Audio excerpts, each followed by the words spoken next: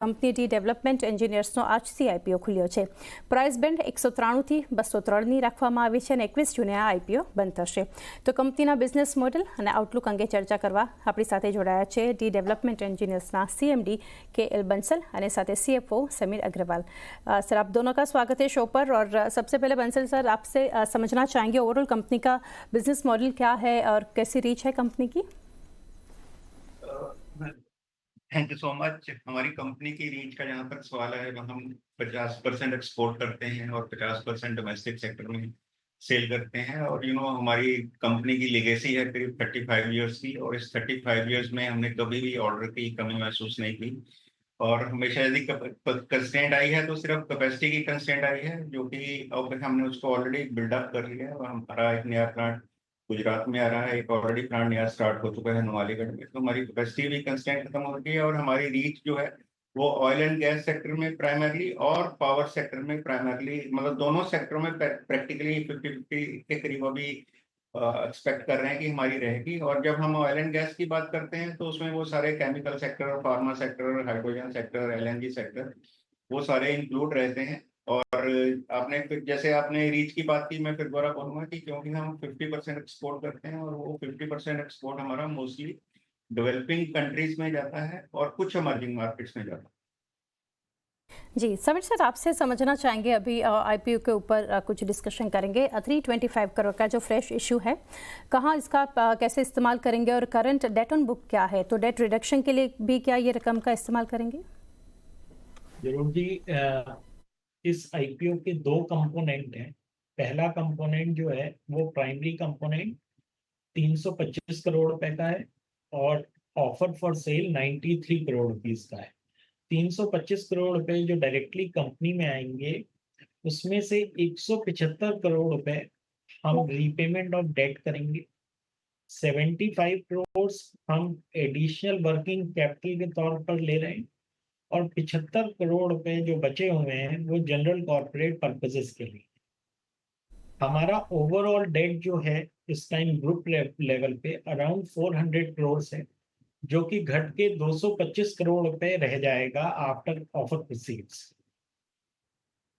जी definitely. तो sir, ये समझना चाहेंगे यहाँ से कंपनी की ऑर्डर बुक कितनी है करेंटली और किस तरह के कॉन्ट्रैक्ट्स रहते हैं, जैसे कि लॉन्ग टर्म के लिए, शॉर्ट टर्म के लिए, और एग्जीक्यूशन साइकिल कैसा है?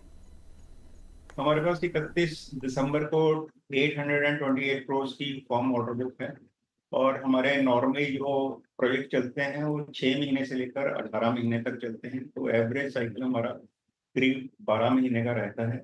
और ज्यादातर ये कॉन्ट्रैक्ट हमारे इसी टाइप में रहते हैं जो कि 6 और 18 महीने के अंदर अंदर एग्जीक्यूट हो जाते हैं.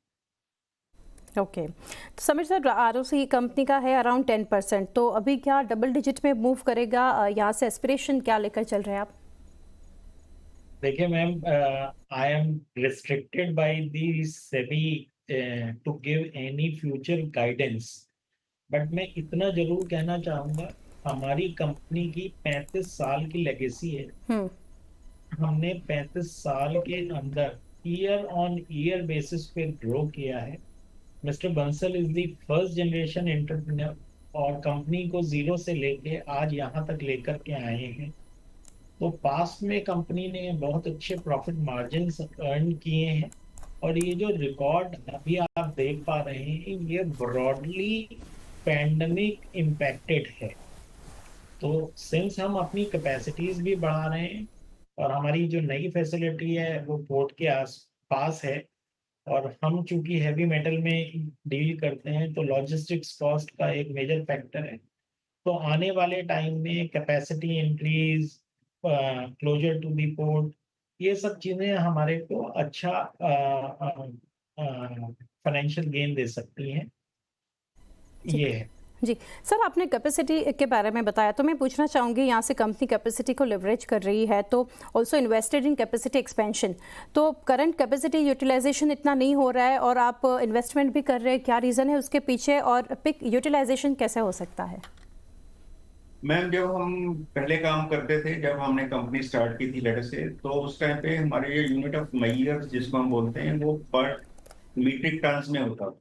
और हम पावर सेक्टर का काम 2015 तक करते रहे, जिसमें कि ये unit of measure metric ton बहुत अच्छे तरीके से चलता था।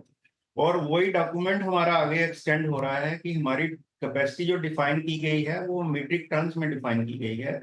लेकिन जब हमने पिछले 4 साल में अपने आप को चेंज ओवर किया from power sector to oil and gas sector, क्योंकि पावर सेक्टर का काम डाउन हो गया था, तो जो ऑयल एंड गैस सेक्टर के काम है वो डाया इंच उसका यूनिट ऑफ मेजर है, ना कि metric ton unit of measure है। यदि आप इसको यूनिट ऑफ मेजर को मानते हैं तो हमने पिछले साल अपने पलवल यूनिट से, जो कि हमारा मदर यूनिट है अभी, तो 28 लाख इंच डाया के करीब का हमने काम किया, जबकि हमारी उस प्लांट की कैपेसिटी बेस्ड अपॉन टनेज, ये जो आपको डिफाइन की गई है आईईएम में, वो उसके हिसाब से हमारी कैपेसिटी करीब 18,000 डाया इंच ही निकल के चलती है, 18 लाख इंच डाया ही निकल के चलती है। जिसका मतलब ये कि हमने ऑलरेडी 30-40% हम ओवर कैपेसिटी पे चल रहे हैं। उसको देखते हुए ही हमने ये नए प्लांट लगाने का डिसाइड किया है, और इससे हमें आगे फ्यूचर में बहुत अच्छा लीवरेज मिलेगा, बहुत अच्छा ट्रैक्शन मिलेगा। जी सर, जैसे जो सेक्टर्स के बारे में आप बात कर रहे थे, आपने बताया कंपनी आगे एक्सपेंशन के लिए कुछ सोच रही है, क्योंकि ऑयल एंड गैस में एक कंपनी का ऑलमोस्ट 50% रेवेन्यू यहाँ से कंट्रीब्यूटर है, पावर सेक्टर है, प्रोसेस इंडस्ट्रीज़ है, तो यहाँ से कुछ आगे फोकस आप चेंज करना चाहेंगे, शिफ्ट होगा या फिर यहीं पे एक फोकस रहेगा? कौन से सेगमेंट में सबसे ज़्यादा? हमारा मैडम प्रैक्टिकली ये बैलेंस सही है, कभी ऑयल एंड गैस बढ़ जाता है, कभी पावर सेक्टर बढ़ जाता है। अभी कमिंग 1.5 साल में तो ऑयल एंड गैस में ही ज्यादा रहेगा, उसके बाद हो सकता है, क्योंकि अब गवर्नमेंट ऑफ इंडिया ने नए प्रोजेक्ट्स अनाउंस किए हैं, तो उसमें पावर सेक्टर का शेयर थोड़ा बढ़ जाएगा। और हिस्टोरिकली जितना हम एक्सपोर्ट कर रहे हैं पावर सेक्टर, वो करते ही रहेंगे, उसमें कोई ऐसी डाउट नहीं लग रहा है कि। तो डेफिनेटली हमारी जो एक्सपेंशन है वो उस चीज को देखते हुए ही की गई।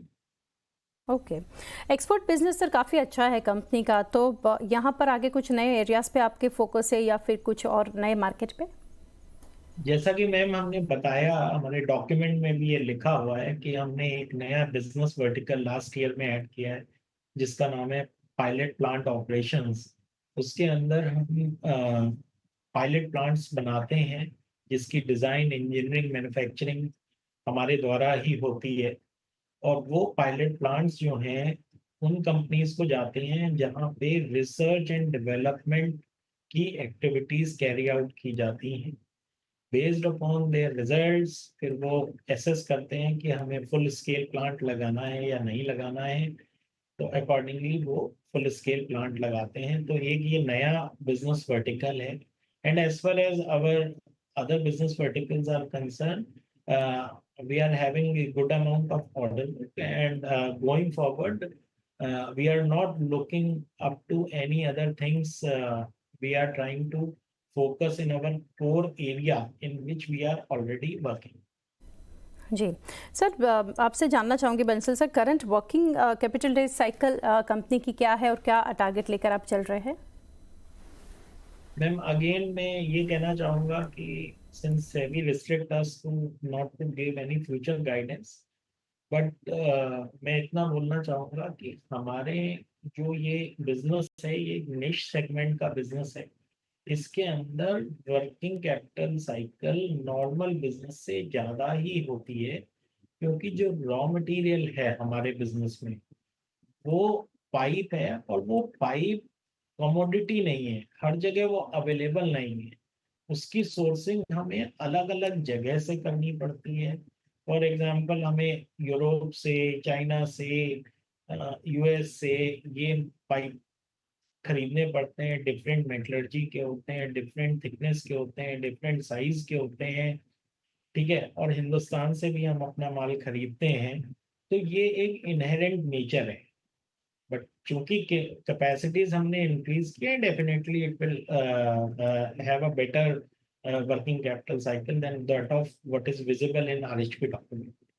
डेफिनेटली। तो सर लास्टली कुछ फाइनेंशियल कपल ऑफ क्वेश्चंस मैं रेवेन्यू और मार्जिन्स के ऊपर पूछना चाहूँगी। Sameer sir, if not in terms of guidance but revenue, अगर कंपनी का ग्रोथ आप गोइंग फॉरवर्ड कैसे देख रहे हैं? क्या जो 10% का ग्रोथ है वो मेंटेन रखेंगे आप? और मार्जिन बैंड वो भी काफ़ी स्ट्रॉन्ग है, 12 to 14%, वो कैसे आप मेंटेन करेंगे? आगे कैसे रह सकता है? मैम मैंने बताया आई नो कि सर गाइडेंस नहीं दे सकते, बट ओवरऑल आप ग्रोथ कैसे देख रहे हैं कंपनी का फिनेंशियल टर्म पर, ऑन रेवेन्यू और मार्जिन्स के फ्रंट पर?